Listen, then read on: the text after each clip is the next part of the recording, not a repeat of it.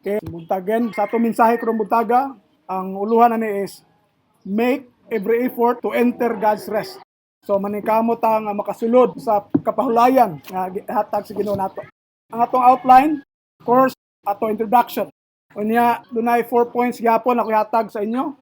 Kung saan nato nga makapaningkamot ta nga makasulod sa God's rest.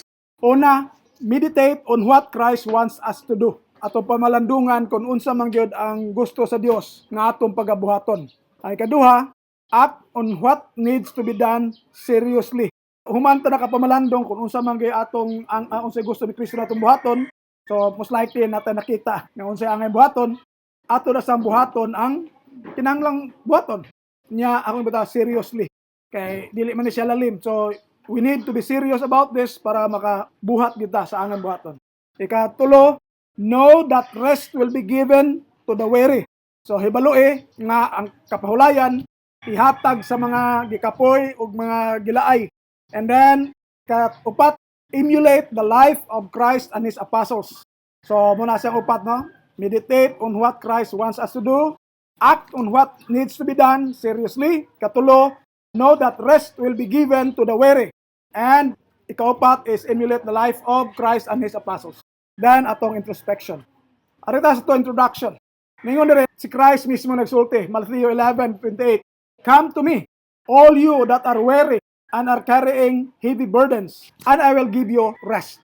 So, isaad si Kristo, dool kamo kanako, kamo nga gibugatan o gikiluya, nagbaloyahon o sa padya, kanang gilaay, gikapoy, nagdala kuno og mga bugat nga gipasan, and I will give you rest. So, ang Ginoo mismo naghatag og saad nga mohatag siya natog kapahulayan, rest.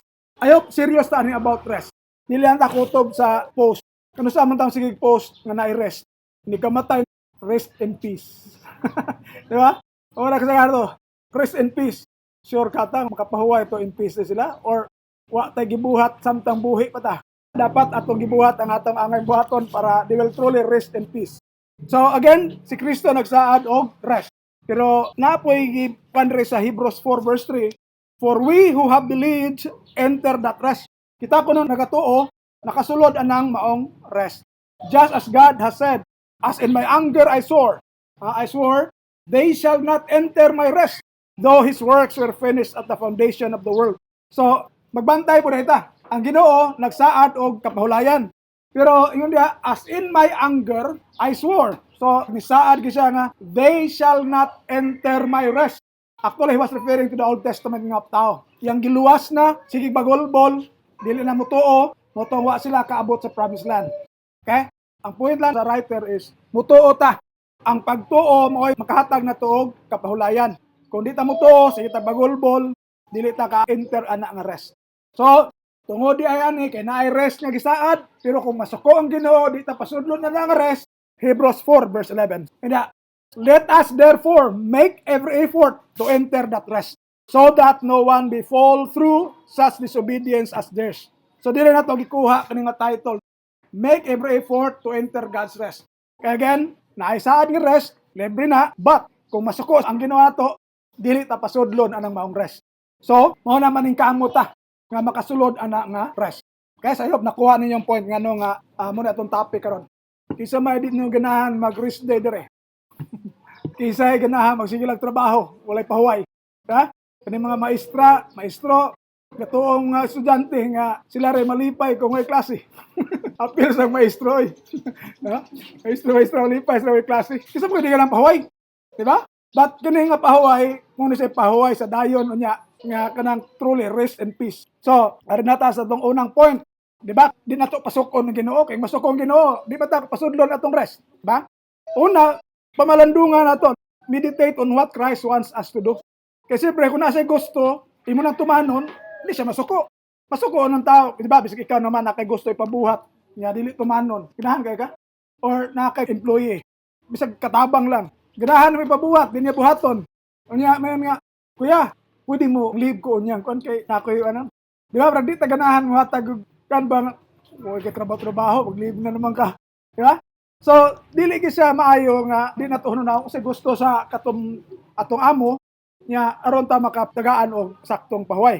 Let's just use the basic lang jud ang atong gamiton dire. Una, Matthew 28, 19 to 20, kanang gitawag Great Commission. Gitawag na sa Great Commission kay dako ni sang gibuhaton. Ingon na, go therefore and make disciples of all the nations. So muna usas gusto ni Kristo. Kung magbasa ka sa verse 18, all authority has been given to me in heaven and on earth.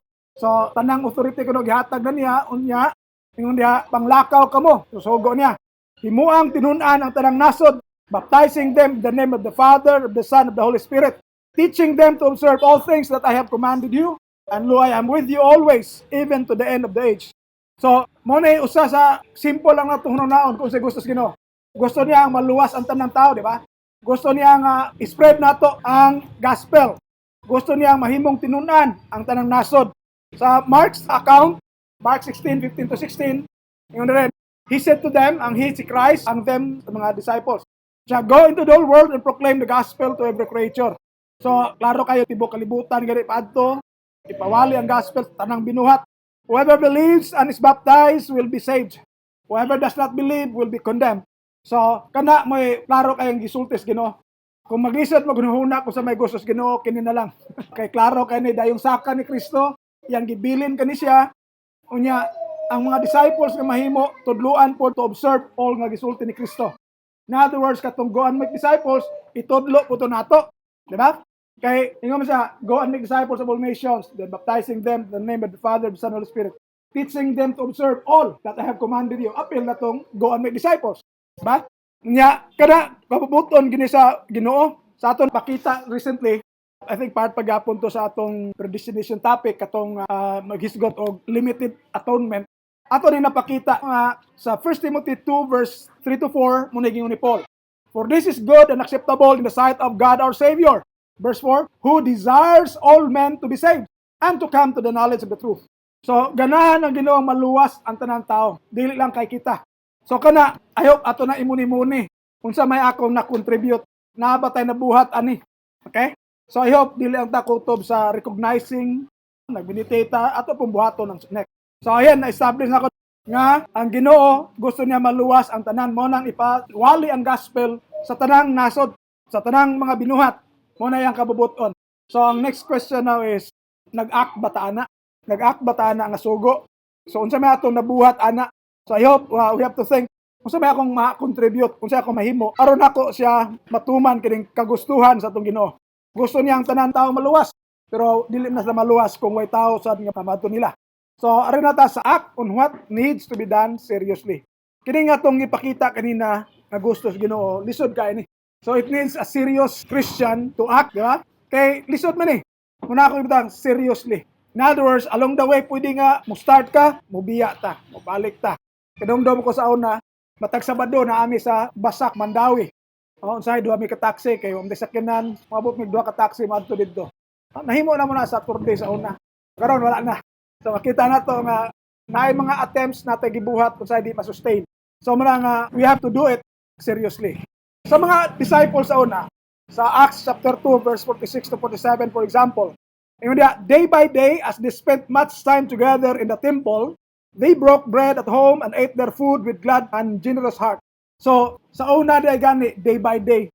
So kana palandaan, panagtigom lang, simple na, dili na yung adto gyud ka magkano, day by day. So serious sila silang gibuhat no kay day by day god. So muna nga basi question on tas Ginoo nga bisag Wednesday o Sunday lang maglisod pa ta sa duha. Di ba? So, lahat day by day. So, klaro. And then, praising God and having the goodwill of all the people, and day by day, the Lord added to their number those who were being saved. So, kada adlaw sa nadugang, kay day by day man po sila nag-spend together sa ilang time. Di ba? So, kini siya, usapon niya to i-reflect, no? Kay wala mahitabong day by day karon siguro, sa ato, for example, dire, no? Natay pagkulang, mga igsoon. Unsa sila ka-serious? One time, gidakop ni sila si Pedro, si John, katong giayon niya bitaw ang bakol. Nya, giwarningan na sila nga dili na pawalihon. Pero nagwali gyapon sila. So, nya nakaseryo sila. Then, mga apostles, ni-reply pa sila, gingnan sa, di ba, di na mo pawalihon na. Anong inyong gipuno ang Jerusalem sa inyong pagtulunan? Ingon ni Peter o mga apostles, we must obey God rather than men. So, that's how serious they were. Nga, bisag gihulga na sila. O, gibawalan sila. Kaya we must obey God rather than men. Actually, kung naon, paspasalamat ito karon kay Murag wa man kay mobabag nato. Sila sa na gibabagan sila, gipandakop gani sila. Pero serious man sila, muna siya, we must obey God rather than man. Padayon na ko itong 5:29 mo ito kaniya, 5:41 to 42. So they departed from the presence of the councils, rejoicing that they were counted worthy to suffer shame for His name. So makita na to nga, human sila gibawalan, pagbiya nila to, lipay gyapon sila, nga naka-suffer shame sila for the name of Christ. So imagine mo, gipakaulawan dito sila, pero lipay gyapon sila nigawas. So that's how serious silang pag-act kay bisag ipakaulawan sila, kuan lang gyapon, lipay ra gyapon sila kay giisip silang worthy kuno to suffer shame for His name. Yeah, 42, and daily in the temple and every house, they did not cease teaching and preaching Jesus as the Christ. So, despite sa mga pagbawal, despite sa mga persecutions, sila seryoso gyud kayo. Way hunong ang ilang pagtudlo kuno o pagwali nga si Jesus mao ang Kristo. Sa templo man or sa matag balay. So, kini sila mo na sila nga makita na to nga di act seriously sa mga gisugo sa Ginoo kanila, ang gusto sa Ginoo. Matagin katong sugo niya nga go into the whole world, di man to ilahalang. Kay, again, mo replicate man to, di ba? Kay, if you are taught, observe all that Christ commanded, appeal man tong go and make disciples. Okay? So, I hope ato na siyang hunaon mga igsoon, kay muna gustos Ginoo niya nasa isaad nga kapahulayan. Sa katulang, grabe ng persecution, muna ito mabasa sa Acts chapter 8, verse 1. Now Saul was consenting to his death, referring to the death of Stephen. At that time, a great persecution arose against the church, which was at Jerusalem. And they were all scattered throughout the regions of Judea and Samaria except the apostles. So grabe nga paglutos na bungkag yun sila.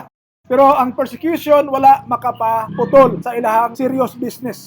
Diba? Klaro din yun. Nakatibulaag siya ang mga disciples na abot sa Judea, sa Samaria, except the apostles. Sa verse 4 and 5, muna ito mabasa.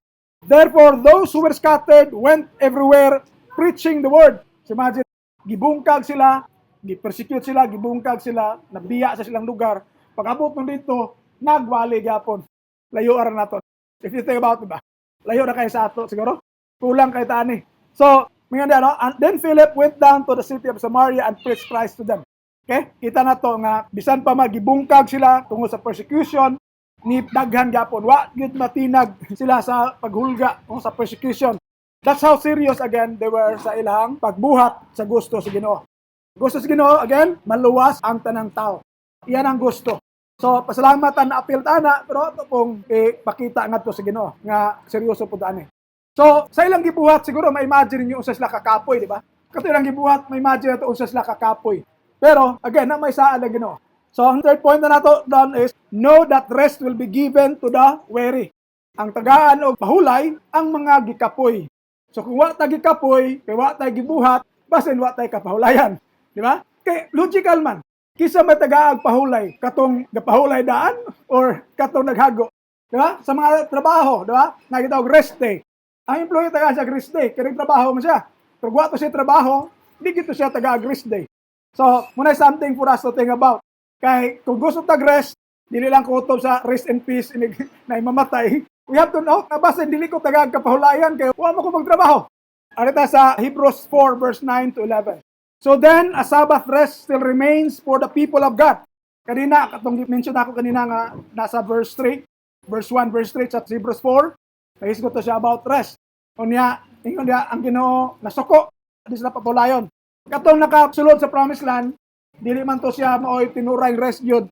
Moto ingon dia nga, lawing mabasa sa Old Testament nga, nasa ilaing day pa, katong actual sa langit na. So, kanang inyong version, rest na siguro. Akong gipili ang New Revised Standard Version Catholic Edition because ang translation is Sabbath rest. Nanong ako man gipili because the Greek word is Sabbatismos. Sabbath rest gyud, Sabbatismos. Kapahulayan. Unya, ingon dire sa verse 10. For those who enter God's rest also cease from their labors as God did from His. Something for us to think about again, mga igsoon. Kadto kunong makapsulod sa kapahulayan sa Dios, muhunong sa iyang mga trabaho sama sa gibuhat sa Dios. Di ba sa creation, human nga nagbuhat ang kalibutan tanan 6 days, di ba he rested. So ang Ginoo ni pahuay human's trabaho. This is very logical. So mo po na sa ato, I hope in some way maglihok ta. Kay di ta mataga-agree sa Ginoo kay wa man ta naglibor, wa man ta hago. Dire mo dire Katong nakasulod sa kapulayan sa Ginoo, nihunong sa ilang mga trabaho. Sama sa Dios nga nihunong po siya siyang trabaho. So very logical nga kung ganahan tag rest, dapat natay kahago. Bisag kinsa siguro, di kami nga pahuway sa ko. Nga wa ka nagtrabaho. Or naay nagtrabaho ni mong sulugoon. Kada bang nakay helper for example, why trabaho? Ari sa ko kan kuya kay pahuway sa ko. So pahuway, wa man ka nagtrabaho. Di ba? May pahuway ka kay nagtrabaho ka. So sa verse 11, kay mao lagi to, ingon diha. Sa verse 10, for those who enter God's rest also cease from their labors as God did from His. Muna itong verse 11, let us therefore make every effort to enter that rest. So muna diha, tungod kay ang Ginoo mohatag og pahulayan sa mga naglabor, so maningkamot ta. Diha pala lang make every effort na nagigay buhaton. So I hope kita tanan kaabot alang rest. Because sayang atong comment rest and peace. Unya wala ra ay. Because God will not count the number of rest and peace para papahulayon ka. What God counts is nagtrabaho ka. Diba? Kanina, ningon si Christ, come unto me all that are weary and are carrying heavy burdens, and I'll give you rest. So logical ang ni Kristo, no? Ang mga weary, katong mga nagkapoy na, nilaay na sa kakapoy, no? Nagdala ko ng bugat, isa dool mo na ako, kay I will give you rest. So, consistent yun, nga ang rest will be given to those gikapoy. Pero di takapuyon kung wala tayo gitrabaho. Diba? So, I hope ato na yung naon mga igsuon, nga ang rest will be given to the weary. So, kung wala tayo gikapoy, kung wala tayo gibuhat, basta di ta ka dawat ani nga rest. Diba? So, I hope ato na sa panikamutan. Next, there is a 2 Thessalonians 1, 6-8. Yung dire, for it is surely just on God's part. So, surely kuno just, makiangayon on God's part to repay with afflictions those who are afflicting you. So, ipasabot ni Pablo, katong mga nagsabok-samok ninyo, nag-prosecute ninyo, ayaw mo kabalaka kay it's just kuno on God's part, yatong panimaslan. Nya, sa verse 7, and to grant rest along with us, to you who are undergoing afflictions. Katong mga nag-antos maayo, tagaan og kapahulayan. So, klaro nga, na-basis kung kisa taga-rest. Kung wala kang gaantos, wala kay need for rest. So, diha tamo miss out siguro. And then, the revelation of the Lord Jesus Christ from heaven with His mighty angels. Katong mga dili, in blazing fire, inflicting punishment on those who do not acknowledge God, and on those who do not obey the gospel of our Lord Jesus. So, katong mga mukontra, na kayo kunong nagdilaab para ato nila. So, as punishment. So, muna diha nga, no matter how many thousands of rest and peace madawat nato ini kamatay, pero natas blazing fire, kaya wat gibuhat, listen. So I hope kita, no, di naman ta parehong gifts nga wali tanan. But you can maybe arrange for some Bible study with your colleagues and so on. So, basta natin buhaton, aron ta maka-expect na i-rest. Kaya di kita mag-expect rest kung wata gibuhat. Muna nga, gani di rin, mga Christians sa una, encourage ni Paul sa 1 Corinthians 15 verse 58. Therefore, my beloved, be steadfast, immovable, always excelling in the work of the Lord. So, gingari sila, no? Always excelling in the work of the Lord. So, question, nag-work na ba ta daan? Kung nag-work ta, nag-excel ba ta? Kaya hindi, always excelling in the work of the Lord.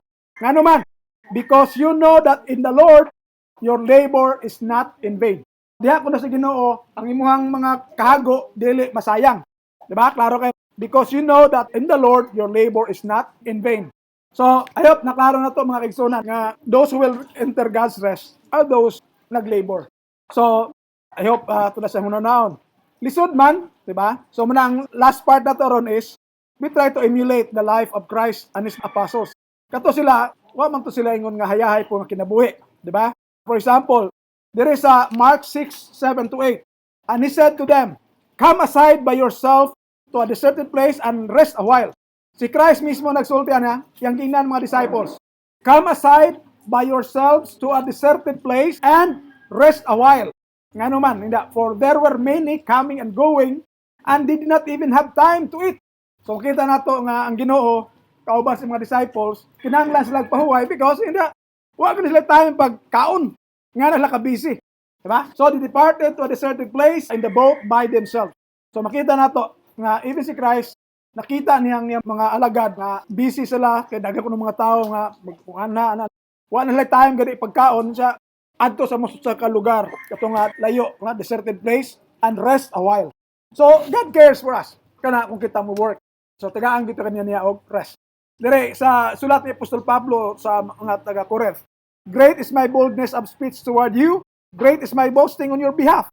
So murag proud kay si Pablo aning mga Corinthians. I am filled with comfort. I am exceedingly joyful in all our tribulation. Tribulation man din.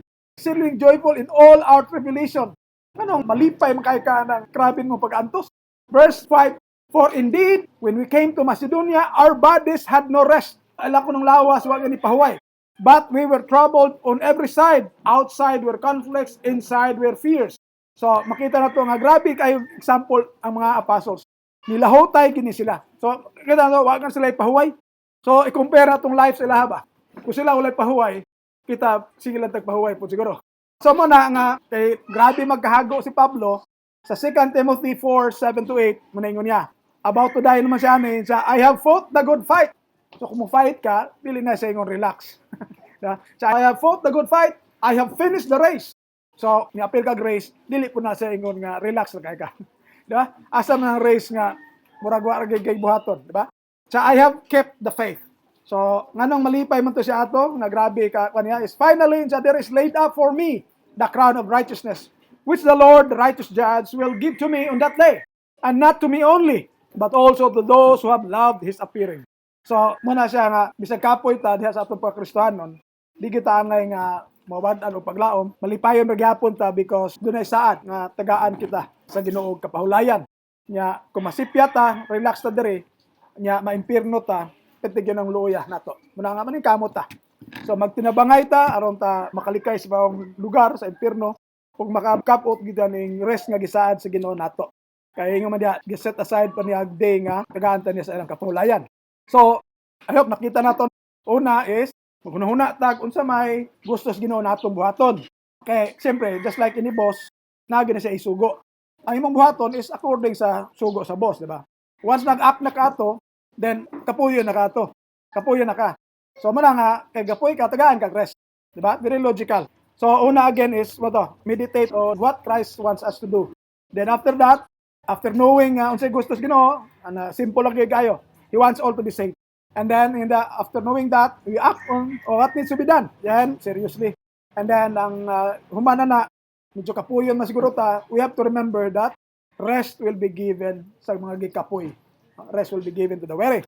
Kunya, kung di pa enough, tanabang knowing naana, tanaw na tong examples sa mga apostles. Muna ito emulate ang ilang kinabuhi. So, kato sila, grabe di kayo po og mga persecutions, afflictions, and so on. Nga pa ginato ma-experience. So, kato sila, deserving sila to enter that God's rest. Kay, grabe na lang kahago. So, sa ato, I hope ato na siyang hunaw-naon, unsa may atong kahago para tagaan tag kapahulayan sa Ginoo. Kaya again, dili ta tagaag pahulay kung wa ta naghago. So after this introspection, so guys, meditate on what Christ wants us to do. Are we meditating of God's words daily in order to know Christ's will for us? So ato ba kung basa ang Bible, ato bang i-meditate, ato gipanandunga yung apulong? Then ang kaduha, kining act on what needs to be done seriously. What have we done seriously as a token of our gratitude to Christ? Doon na ba tayo nabuhat ng mga butang worth yun nga tagaan ta og rest sa Ginoo? Next, know that rest will be given to the weary. Can we expect to enter God's rest because we work hard for Him? So, maka-expect ba ta na? Or nahadlok ta? Next, emulate the life of Christ and His apostles.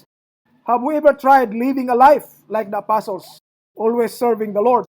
So, I hope kini mga questions diri sa atong introspection will help us think. And I hope, again, kitang tanan, I'm sure, way ganahan nga atos impierno.